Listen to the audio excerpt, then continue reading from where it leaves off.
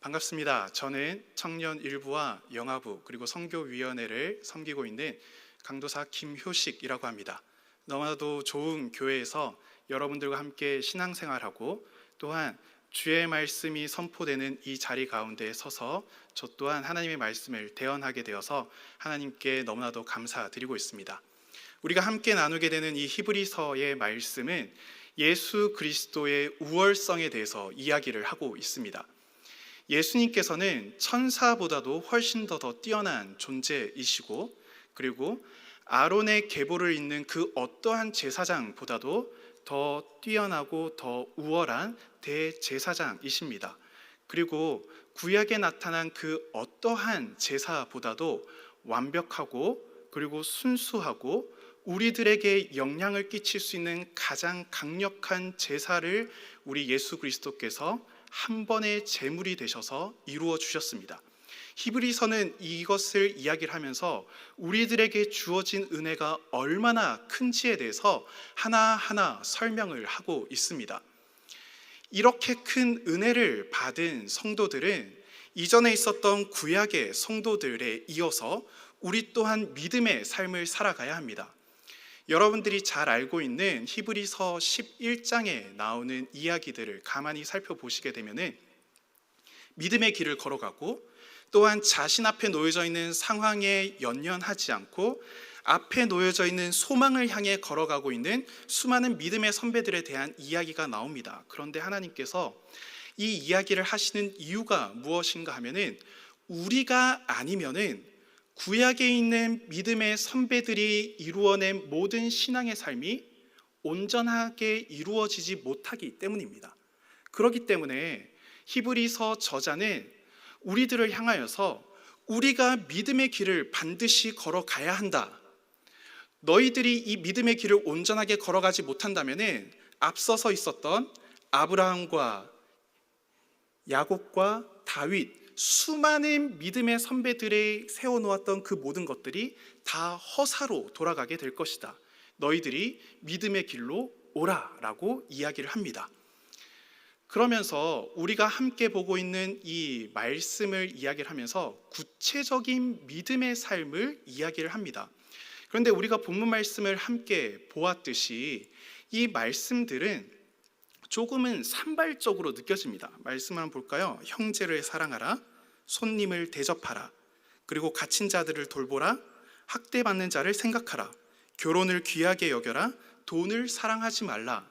이 말씀들을 보면은 형제 사랑으로 묶기도 힘들고 또 어떤 경제적인 생활로 묶기에도 어려움이 있어 보입니다. 그렇다면은 이 말씀들을 왜 구체적인 말씀으로 우리들에게 주신 걸까요? 그리고 우리가 이 말씀을 어떻게 바라보아야 할까요? 우리가 이 말씀에 대한 의미들 그리고 엮을 수 있는 하나의 고리들을 찾기 위해서는 히브리서 12장 29절에 있는 말씀을 한번 보아야 합니다. 제가 읽도록 하겠습니다. 우리 하나님은 소멸하는 불이심이라. 하나님께서는 소멸하시는 불이기 때문에 너희들이 이러한 삶을 살라라고 이야기를 하고 있습니다. 이 말씀, 하나님은 소멸하시는 불이라고 하는 이 말씀이 어디에서 나오는가 하면은 신명기 4장 24절에서 나옵니다. 우리가 이 말씀을 함께 읽어보도록 하겠습니다. 내 하나님 여호와는 소멸하는 불이시요 질투하시는 하나님이시니라. 아멘.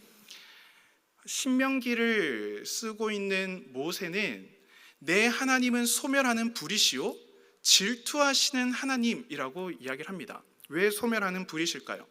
하나님께서는 거룩한 불을 우리들에게 부어주셔서 우리들이 거룩한 열정을 가지고 하나님 앞에 나아가 하나님을 위하여서 살도록 이끌 뿐만이 아니라 그렇지 못한 모든 더러운 것들을 다 태우시는 그 소멸하시는 불이라는 겁니다.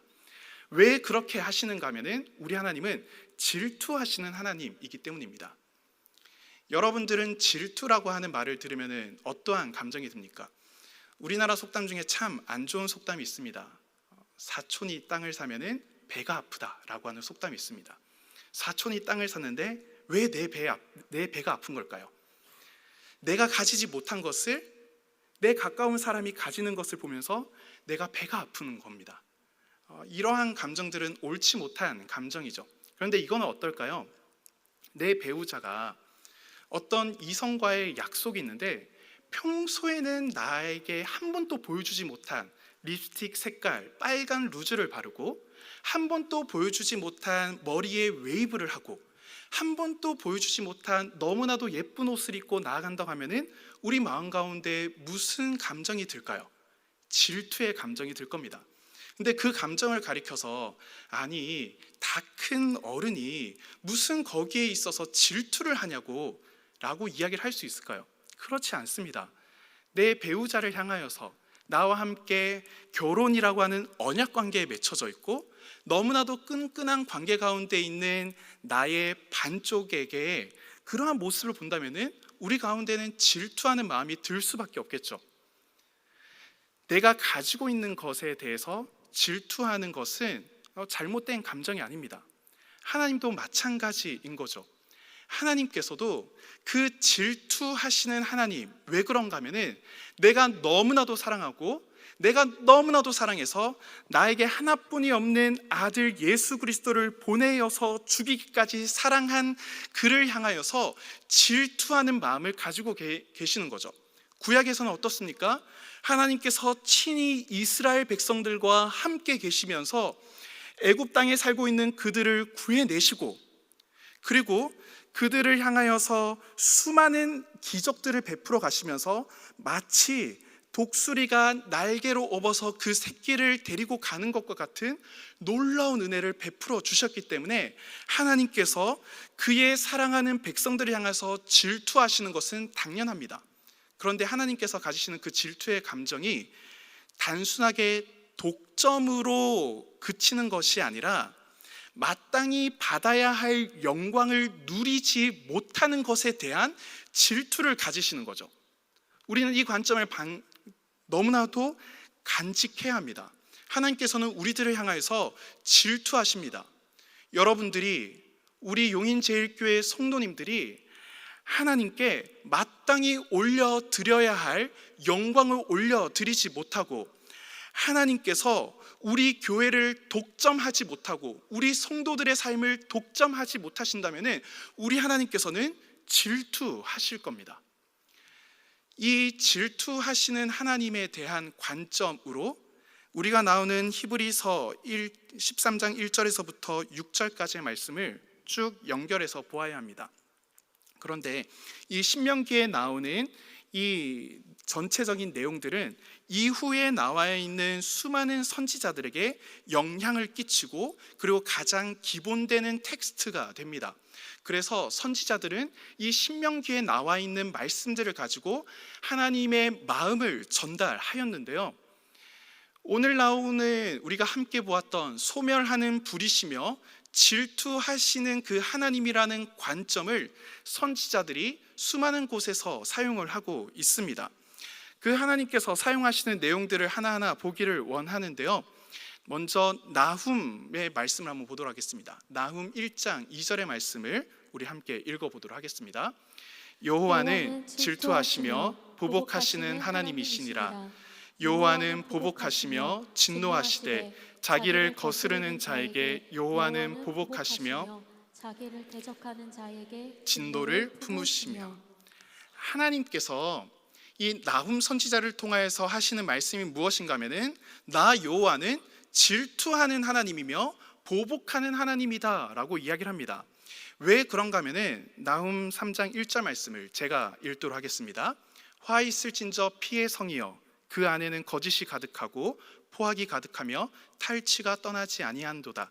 이 피의 성이 누구를 이야기하는가 하면은 여러분들이 잘 알고 있는 요나 선지자가 가서 하나님의 마음을 전했던 니느웨 성을 가리키고 있습니다. 요나 선지자를 통하여서 회개하고 하나님께 돌아왔던 이 니느웨 성이 얼마 지나지 않아서 또다시 자신들의 본성을 드러내면서 죄를 짓기 시작하는 겁니다. 피의 성이라고 부를 정도로 이 니느웨 사람들이 흘리는 피가 얼마나 가득했는지 모릅니다. 그리고 거짓이 가득하고 포악이 가득하며 탈취가 떠나지 않는다고 이야기를 합니다. 이러한 피의 성 니느웨 사람들을 향하여서 하나님께서는 심판을 선포하십니다. 그런데 하나님께서 니느웨 사람들이 단순히 어떤 하나님의 백성을 괴롭혔기 때문에 심판을 선언하시는 것이 아닙니다. 마땅히 해야 할 인간다움을 실천하지 못하기 때문이죠.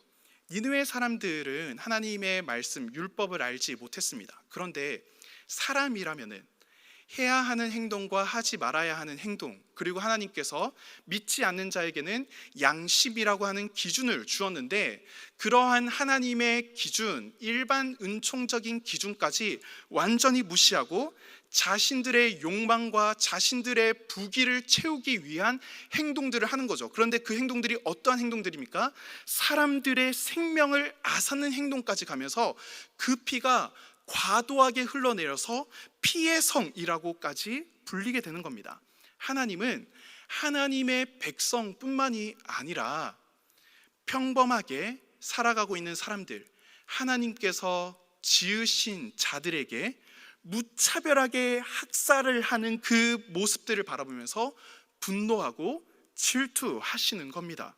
그렇기 때문에 히브리서 기자는 이 나훔 선지자의 관점을 가지고 와서 이야기를 합니다. 형제 사랑하기를 계속하고 손님 대접하기를 잊지 마라.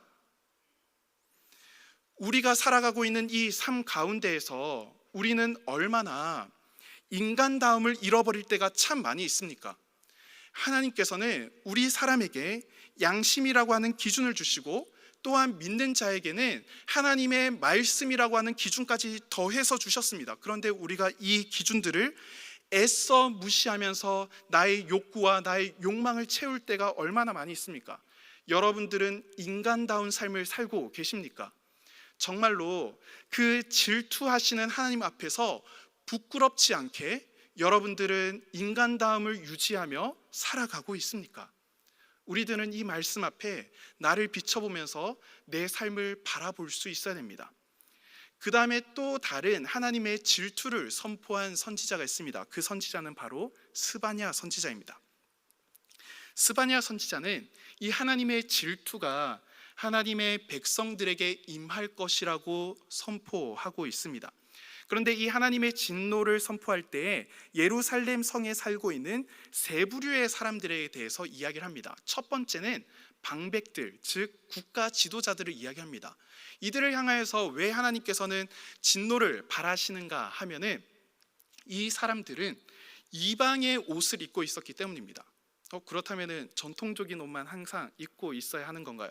저희처럼 양복이라고 하는 옷을 입고 있는 사람들, 한복을 입지 않고 있는 사람들은 모두 다 심판을 받아야 하는가요? 라고 의문이 들지 모르겠지만 하나님께서는 그 국가 지도자들이 하나님의 말씀이 기준이 아니라 이방의 무언가 화려하고 무언가 잘 나가 보이는 문화들을 무차별적으로 수용하는 형태들에 대해서 하나님께서 심판을 선포하고 계시는 겁니다.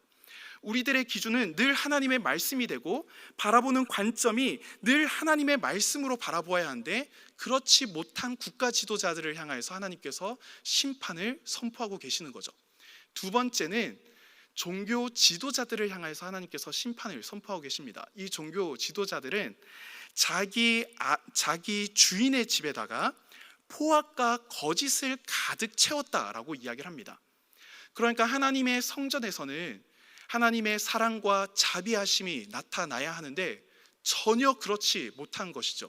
도리어 하나님의 사랑과 자비를 선포해야 할 제사장들이 도리어 포악하고 그리고 거짓말을 일삼으면서 자신의 욕구들을 채우는 것에 대해서 심판을 선포하고 있습니다. 그 다음에 세 번째는 부유한 자들을 향하여서 심판을 선포합니다. 부유한 자들이 보여주는 이 모습들이 하나님께서 질투를 바라시는, 그리고 오늘 이 히브리서의 말씀과 서로 연결되어져 있는 말씀입니다.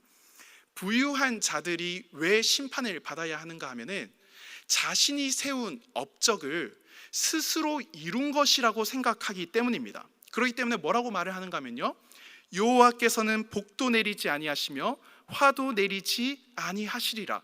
그러니까 내가 살아오는 모든 삶에 있어서 하나님은 단 한 번도 영향을 끼친 적이 없다라고 이야기를 하는 겁니다.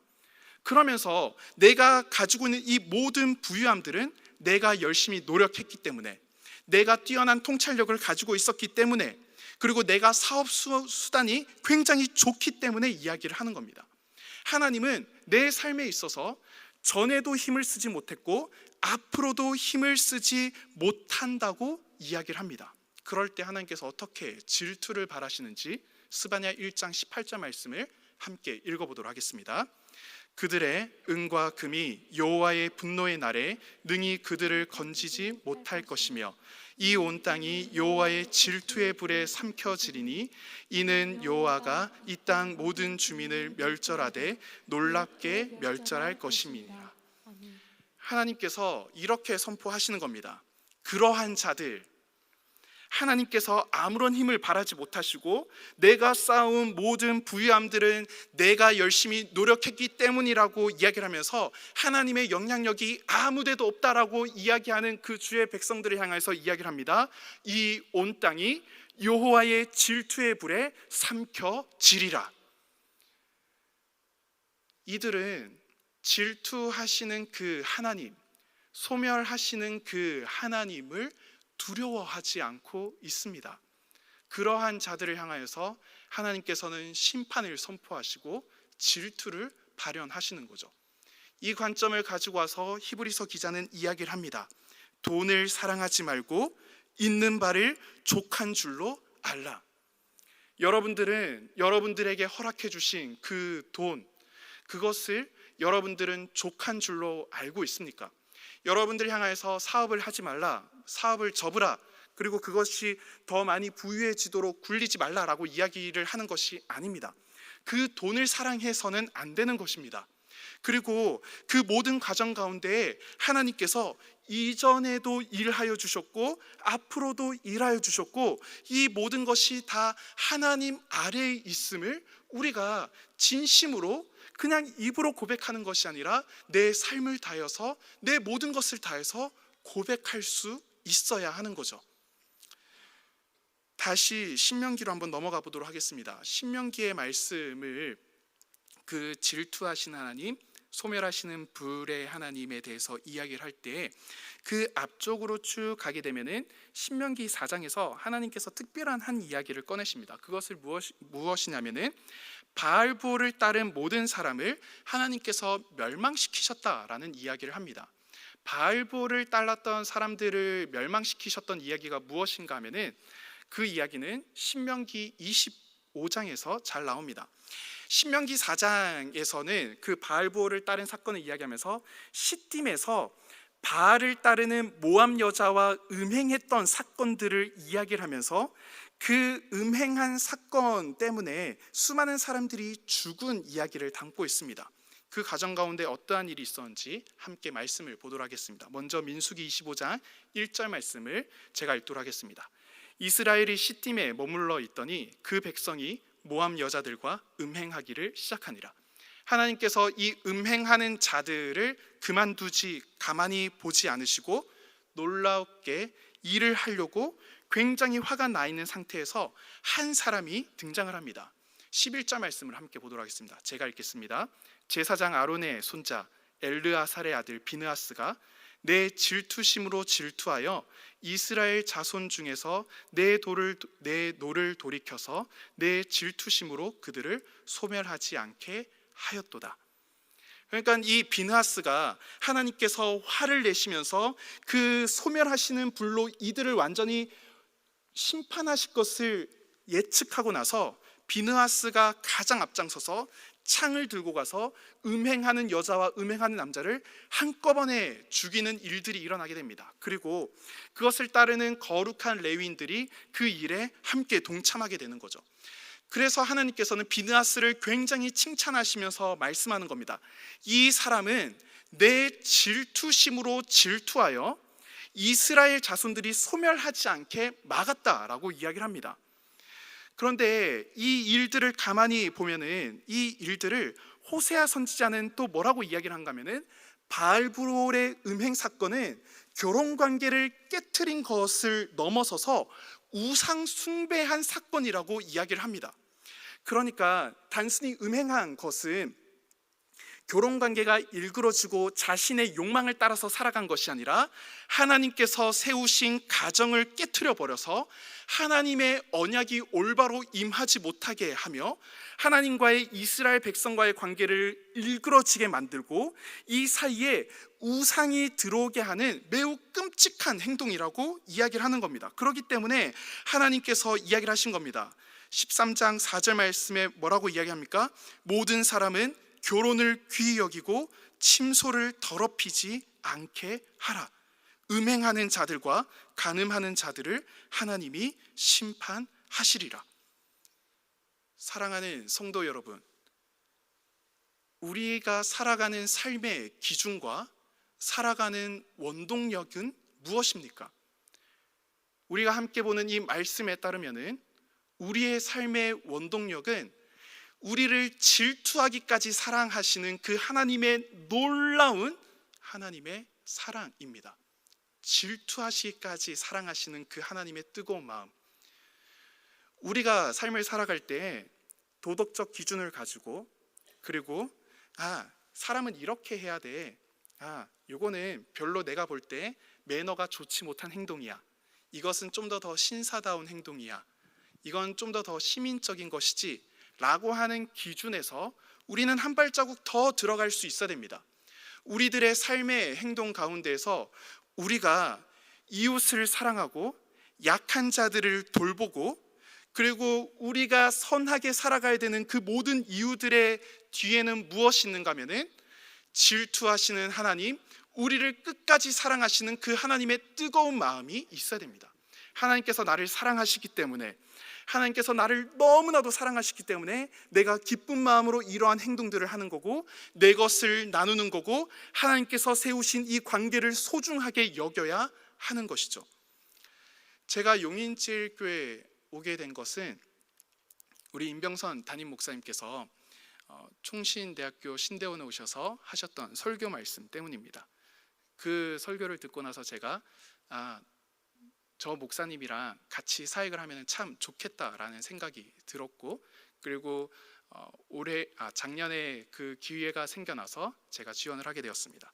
그때 목사님께서 하셨던 설교가 무엇인가 하면요, 요즘 그리스도인 중에 하나님을 간절히 찾는 사람이 없다. 찾긴 찾죠.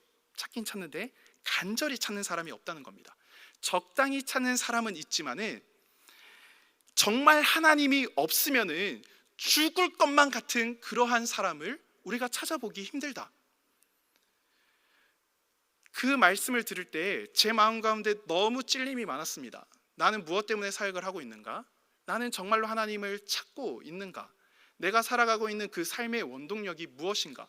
내가 그냥 사역자로 섰기 때문에, 교회에서 사역자로 세웠기 때문에 내가 이 사역을 감당하고 있는가? 나는 신앙생활을 왜 하고 있는가? 나는 사역자이기 때문에 내가 이 일들을 하고 있는 건가? 라고 하는 수많은 찔림들이 찾아오면서 정말로 내 마음 그 중심에 하나님께서 독보적이고, 그리고 그 독점적인 그 위치를 내어주지 못함에 전 너무나도 많은 찔림을 받았습니다. 근데 너무나도 감사하게 제가 이곳에서 사역하면서 주일로는 제가 2번이지만은 제가 실질적으로 부서 사역을 한 것은 지난 주일이 처음이었습니다. 그때 제가 영화부에 가서 방문을 했을 때 영화부에 오시는 부모님들을 보니까 그 부모님들이 아침 일찍부터 아이들 한 명 한 명 예쁜 옷으로 다 갈아입히고, 또한 본인 또한 예쁘게 화장하고 여러 가지로 정말 예배 드리기 위해서 준비를 다해서 오는 거죠. 어린아이를 키워보신 분들은 다 아실 겁니다. 그 일이 얼마나 힘든지. 그냥 단순한 외출이 아니라 하나님 앞에 내 모습을 정성스럽게 나아가기 위한 모습으로 나아간다는 것은 너무나도 쉬운 모습이 아닙니다. 그리고 제가 청년부를 갔을 때 청년 아이들의 모습들을 보면서 정말로 하나님 앞에서 순수하구나라고 하는 느낌을 받았습니다. 저희 청년 일부 수련회가 1월 25일부터 27일까지 진행이 되는데, 수련회 준비하는 과정 가운데서 제가 회의를 하는데 아이들이 자꾸 수련회 할 때 바닥에 앉으려고 하는 거예요. 그래서 얘들아, 너무 힘들게 바닥에 뭘 깔까, 거기에 방석은 또 어떻게 해야 되나 막 여러 가지로 고민을 하길래 그냥 의자 깔고 우리 집회하면 안 되겠냐고. 그리고 무릎 꿇고 싶은 사람은 또 거기에 무릎 꿇고 하고, 그리고 움직이고 싶은 사람은 또 뛰고 하면 되지 않겠냐라고 하니까 그렇지 않다는 거예요. 우리들은 의자에 앉으면 허리가 아파서 의자에 잘 못 앉고 바닥에 앉아야지 허리가 안 아프다는 거예요. 전 들으면서 너무 이해가 되지 않았습니다. 거꾸로 된 게 아닌가 싶은데, 우리가 기도하려고 그러면은 무릎 꿇고 기도해야 되고, 말씀을 들으려고 그러면은 양반 다리를 하고 말씀을 들어야 하고, 그리고 찬양하려면은 그냥 바닥에서 펄쩍펄쩍 뛰면서 찬양해야 되기 때문에 우리는 바닥에서 우리는 수련회를 진행해야 된다는 거예요. 알겠다, 그럼 그렇게 하라라고 이야기를 했습니다. 제가 우리 청년들과 또 영아부에 나오시는 모든 부모님들과 아이들을 보면서 제 마음 가운데 오는 하나님께서 주신 귀한 마음이 무엇인가 하면은, 이들이 정말 하나님 앞에서 순수하고, 또한 세상에서는 거부하고, 또한 하나님의 사랑이 자신들의 마음 가운데 더 가득 채워지기를 간절히 바라는 이들이구나 라고 하는 생각을 하게 되었습니다. 우리들의 다음 세대가 이러한 모습이 보여주는 것처럼, 우리들 또한 우리들의 하나님이 내 마음 가운데 가장 독점적이고 독보적인 위치를 기꺼이 기쁜 마음으로 내어주면서, 하나님의 거룩하심이 우리들의 삶에 온전히 자리 잡아 그 하나님의 거룩하심이 우리들을 통하여서 세상과 이웃을 향해서 나타나도록 우리가 살아가야 되지 않겠습니까? 그렇게 살아갈 때 하나님께서 무엇이라고 말씀하시는가 하면요, 신명기 4장 31절의 말씀을 함께 보시죠. 제가 읽겠습니다. 내 하나님 여호와는 자비하신 하나님이시라. 그가 너를 버리지 아니하시며 너를 멸하지 아니하시며 내 조상들에게 맹세하신 언약을 잊지 아니하시리라. 히브리서 기자는 이 말씀을 가지고 와서 이야기합니다. 내가 결코 너희를 버리지 아니하고 내가 떠나지 아니하리라. 질투하시는 그 하나님을 내 마음 가운데 독점적이고 독보적인 위치에 두고 살아가는 그 성도들을 하나님은 절대로 버리지 아니하시고 절대로 떠나지 않겠다고 약속하고 계십니다. 그럴 때 우리는 이렇게 담대하게 고백할 수 있겠죠. 히브리서 13장 6절 말씀은 함께 읽어보도록 하겠습니다. 그러므로 우리가 담대히 말하되 주는 나를 돕는 이시니 내가 무서워하지 아니하겠노라. 사람이 내게 어찌하리요 하노라. 아멘. 하나님을 독점적이고 독보적인 위치에 두고 살아가는 사람들은 세상 사람들이 보기에는 왜 그렇게 살아가는지, 그리고 왜 그러한 모습으로 살아가는지 의아해할 수밖에 없습니다. 그렇기 때문에 히브리서 11장에 나왔던 믿음의 선배들과 같이, 또한 우리의 앞에 걸어갔던 모든 신앙의 선배들과 같이 우리 또한 어려움을 겪을 수밖에 없겠죠. 그런데 우리는 더 담대하게 나아갈 수 있습니다. 왜냐하면 하나님은 우리의 하나님이시며 나를 돕는 이시기 때문에 사람이 두렵지 않기 때문입니다. 도리어 그 하나님의 질투하심, 그 하나님께서 바라보시는 그 마음이 더 두렵게 느껴지는 것입니다. 사랑하는 성도 여러분, 우리가 2024년을 살아갈 때 여러분들이 이 삶의 원동력을 질투하시는 그 하나님의 사랑을 원동력으로 삼으시기를 바랍니다. 그리고 여러분들의 삶의 그 중심에 하나님을 가장 독점적이고 독보적인 위치에 두셔서 하나님의 거룩하심과 하나님의 자비하심과 하나님의 그 뜨거운 사랑이 여러분들 삶을 온전히 채우고, 또한 이웃과 세상 가운데 흘려보낼 수 있는 놀라운 은혜가 넘쳐나기를 진심으로 축복합니다. 아멘.